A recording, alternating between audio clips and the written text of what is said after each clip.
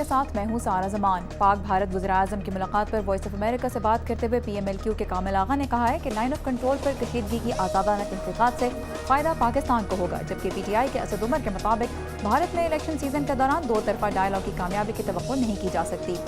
صدر اوباما اور اسرائیلی وزیراعظم نیتن یاہو آج وائٹ ہاؤس میں ملاقات کر رہے ہیں، جس میں ایران امریکہ تعلقات میں ہونے والی نئی پیش رفت اور اس کے اسرائیل پر اثرات پہ بات چیت متوقع ہے۔ اٹلی کے سابق وزیر اعظم برلوسکونی نے اپنی جماعت کے وزراء کو کابینہ سے ہٹا کر پھر سے ملک میں قیادت کا بحران کھڑا کر دیا ہے۔ وزیر اعظم لیٹا نیا سیاسی اتحاد قائم کرنے کی کوشش میں ہے تاکہ 7 ماہ میں دوسری مرتبہ انتخابات نہ کروانے پڑیں۔ اور آسٹریلیا کے نئے وزیر اعظم ٹونی ایبٹ انڈونیشیا کے دورے پر ہیں۔ توقع ہے کہ اس موقع پر انڈونیشین قیادت کشتیوں سے آنے والے پناہ گزینوں کو لوٹانے کی آسٹریلین پالیسی پر اپنے تحفظات کا اظہار کرے گی۔